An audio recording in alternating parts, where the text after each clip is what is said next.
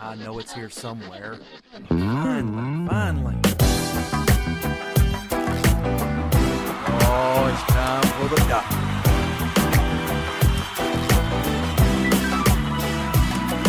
You're listening to Dr. Bill, the computer curmudgeon.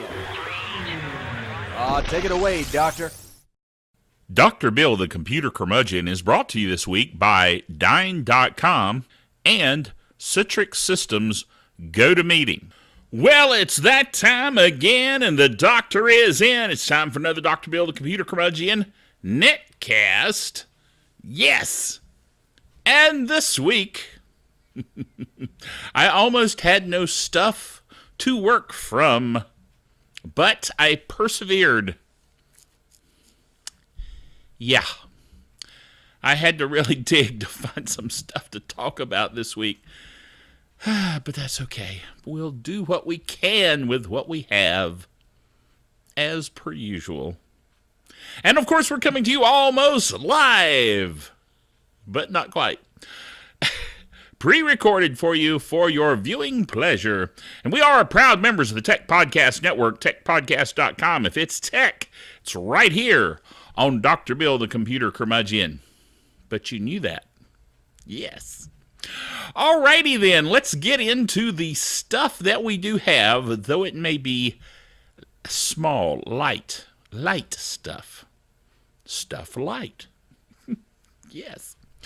Okay, Microsoft, the evil empire, will soon be pushing Service Pack 1 for Windows 7 to those that haven't installed it, which, by the way, if you haven't installed it, shame on you. You need to have installed it in order to be secure. And, of course, that's what Microsoft has finally decided. Dude, these people are never going to get around to installing Service Pack 1 for Windows 7. And they've already moved on to Windows 8. Microsoft, that is. So they're thinking, why not just push it on out there? So they are. Let's see what it says. As Microsoft marches toward its early April 2013 end of free support deadline for Windows 7, I want you to think about that. Windows 7 free support for the OS, meaning the security patches and such, will end April 2013. That's like next month. Now, fear not, though. That's for those Windows 7 users that have not gone to Service Pack 1. Okay, so let's keep reading.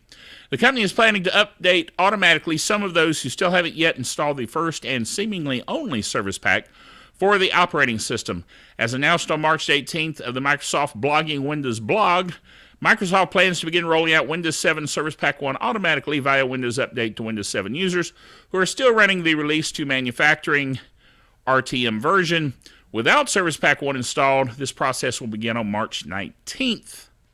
So, prepare for Service Pack 1. It's really not bad, guys. You know, the answer is to bang the rocks together, guys. That's a quote from Hitchhiker's Guide to the Galaxy. Yes. So, it has nothing to do with anything, but I threw it in there. Next item. A closed society. This is a comment on my part in this headline. A closed society commissions an open source operating system. Kind of a highfalutin title, huh? Basically, here's what I said. It's kind of odd if you ask me, but there are those that compare open source to communism. Not me. In other words, what's happened is that China has decided to use Ubuntu Linux, a special tailored version of Ubuntu Linux, for their national operating system. Now, if you ask me, it's a little odd to have a national operating system. But I guess if you're in complete and total control of everyone's lives in your country, you can tell them all to use whatever operating system you want them to use, because they're under your power. Yes. No political commentary there. But anyway, I just calls them as I sees them. You know what I'm saying? So anyway, the Chinese Ministry of Industry and Information Technology basically will be they'll be developing this version of Ubuntu Linux to its special needs. Yes, I kind of wonder if it's going to have backdoors in it to spy on their people. But again, not my place to give political commentary, you know what I mean? Okay. Boy, I'm in a real curmudgeonly state here. Yes. I think it has to do with the fact that I didn't have a lot of stuff to search for stuff, you know what I mean? Anyway, let's talk about one of our fine sponsors, shall we? Yes, we have two fine sponsors this week. Dyn.com, DYN.com, of course, is our sponsor, has been for quite a few weeks now, and we really appreciate them and encourage you to take advantage of this special offer, as it says here on the lower third of the screen. And it talks about the fact that you can use a special code word, podcast30. Podcast30, and that will get you 30% off of their services. And you say, well, what kind of services do they have? They have managed DNS services, which will really help your website be really quick in response, which is awesome. Small businesses, any business needs that. And then, of course, managed email services for those of you that have customers that have opted into mailing list and you want to be able to send those emails out without hassling from your ISP and other people that might think you're spamming. Listen, guys, it's not spam if people have asked for the emails. Okay, that's called an opt-in mailing list. And I know you're running it on the up and up. You know what I'm saying? So dyn.com helps you manage those kinds of emails. So I encourage you to check them out and use this special code word, podcast30. All right? I tell you, it will be a good move on your part. All right, let's look into some of the other things that we blogged about this week. One of those is a very special and worthwhile, to somewhat misquote, Hitchhiker's Guide for the Galaxy, which is, of course, the fact that Windows 8, the store, the App Store, now has passed the threshold of 50,000 apps in their store. Now, you might be saying, oh, I don't really care. Well, neither do I. You know, I'm sorry, but it's true. The thing is that I didn't have much to talk about this week. And so there you go. Now, well, while we're at it, while we're talking about things, you know, and we don't care so much about Windows 8, let me tell you something I do care about. And that is, of course, our other sponsor, which is Citrix Systems. Now, Citrix has been a sponsor of ours before, and they have all kinds of good products, and we've talked about those on the show. This particular one is GoToMeeting. GoToMeeting with HD Faces. I'm telling you, this is an awesome tool for you to have a meeting without having to physically go to a place to have a meeting. You can do it across the interwebs. And I'm telling you, it's an awesome thing to do because you're not limited by, you know, getting on a plane and flying somewhere and meeting in a meeting, get back on a plane, fly back, all the hassle involved in that. No, you can just sit in your office, nice, comfortable, you know, drink your soft drink, whatever, and enjoy your meeting. And you're not limited in your meeting because you've got full HD video. And if everybody's using an HD webcam like I'm using right here, this is a Microsoft LifeCam Studio full HD webcam. If I used this webcam and used GoToMeeting, we could have a meeting and all of us have HD video. And you could run it from your iPad. Dude, it's really a very neat tool and one that is indispensable for your business or your group, your social group. Maybe you have a project. I like their commercial where they have people that are working on a water project in Africa or whatever, and they're working with people across the internet, not even in the same locale at all, and yet they work together on this project. That's the kind of thing you can do with GoToMeeting with HD Faces. So check it out. Special code here. If you use the word podcast as your code word, then you can benefit, and you can try for 30 days free, GoToMeeting with HD Faces. Check it out. I'm telling you, that's something that's worthwhile. The news item I had there about the App Store passing 50,000, not so interesting. GoToMeeting, that's really interesting, particularly this 30-day trial. I'm telling you, you can't go wrong. All right, let us move on to other items that we have. We have an item that I'm actually surprised. Whoa! I started saying I'm actually surprised Fred hasn't done the intro into our item, but he's out there napping. I caught you, Fred. For those of you that aren't familiar with Fred, P-H-R-E-D is how it's spelled. Fred is the fellow that puts up the things on the bottom of the screen for me and occasionally makes snide comments. And occasionally I catch him off guard like I did this time. That alone has made my week. True. I don't have a whole lot going on, do I, Fred? Oh, well. Anyway, the Geek Software of the Week this week, is Open Broadcaster Software, otherwise called OBS, for Open Broadcaster Software. It is an open source project started by a dude that wrote the software for himself and said, why don't I just release it into open source? And it's become this huge project. Now, the whole idea of this is open source streaming of video.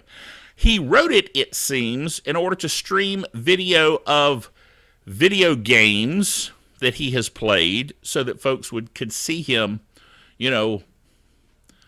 winning the game. Okay. Sounds like kind of bragging rights, you know what I mean? But anyway.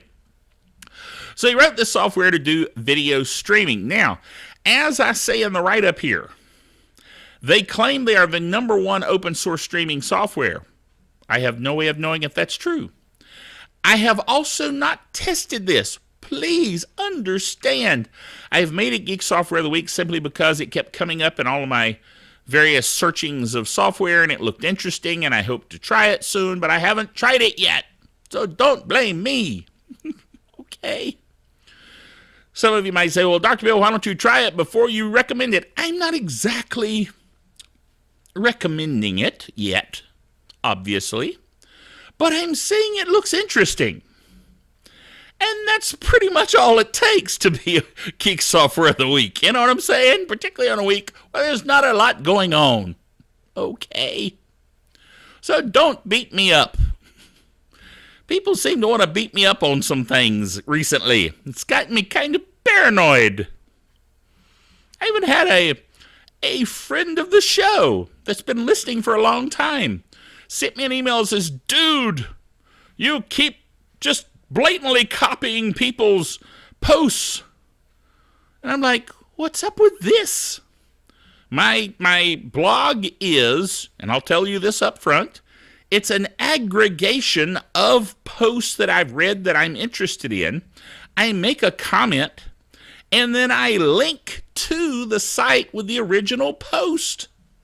It's not like I'm trying to pass it off as original, verbiage from me. No. I just post it and make comments about it. So, for instance, this Open Broadcaster Software, I have quotes from their website about it, and it's in quotes. That's kind of what quotes mean. I attribute it to them. And then I have a link back to their site where all that verbiage is. So leave me alone.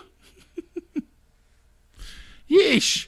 I'm not trying to write the great American novel here. I'm trying to provide information to those the geeky folks like myself. So, anyway. Boy, just gotten a little touchy this week. Anyway. Next item. Voyager 1 leaves the solar system. Dude. Now, as I say, Voyager 1, known as Voyager to its friends. You remember the Star Trek movie with Voyager? Yeah. Well, anyway, after 35 years, this thing left Earth 35 years ago. It's taken that long to leave the solar system, which means that human metal, spacecraft type stuff. This is the first one that's ever left the solar system. Dude, that's pretty cool. Now, the American Geophysical Union put it this way. 35 years after its launch, Voyager 1 appears to have traveled beyond the influence of the sun and exited the heliosphere, according to a new study appearing online today. The heliosphere is a region of space dominated by the sun and its wind of energetic particles, and is thought to be enclosed bubble-like in the surrounding interstellar medium of gas and dust that pervades the Milky Way galaxy. Okay, it left the solar system. Boy, are these guys full of themselves or what? Anyway. Next item, and actually last item for this week. The Linux Mint team releases LMDE. Now, Linux Mint, for those of you that are not aware, is my very, very favorite Linux client-side OS. Okay, you get the distinction there. The server side, my favorite currently is Ubuntu Server. And Linux Mint is based on Ubuntu, usually. I'll get to that in a minute. But for the client side, on my local PC, Linux Mint's my favorite. Now, this particular edition is called LMDE because it is Linux Mint Debian edition. So it starts with Debian as the raw underlying OS upon which they build in all of their cool Linux Mint stuff. Normally they build it on top of Ubuntu, which is based on Debian. So this is kind of closer to its roots. Let's put it that way. And here's the highlights of what they released. It has Update Pack 6, it has Mate 1.4, it has Cinnamon 1.6, it has installer improvements, graphical time zone and keyboard selection, support for installation on multiple hard drives, a slideshow during the installation, a webcam and face picture support, all of those good things, and device driver manager and a Plymouth splash screen. Plymouth splash screen, I kind of got the picture of, a Plymouth with those big fins, the car, but probably has nothing to do with that. But it just, who knows? It's Linux after all. Anyway. Linux Mint Debian Edition is a semi-rolling distribution based on Debian testing. It's available in both 32 and 64-bit as a live DVD with Mate or Cinnamon as the interface. The purpose of LMDE is to look identical to the main edition and to provide the same functionality while using Debian as a base. And then I'll go ahead and say, although this isn't part of the quote, rather than Ubuntu, which is their standard. Okay? Cool. Okay, well, guess what, guys? Something weird is happening with my video this week. I don't know why. But as you saw, it was getting all choppy and weird, and then it finally just cut off. I lost the last part of the show there. I think it's trying to tell me something. At any rate, the doctor is out of here.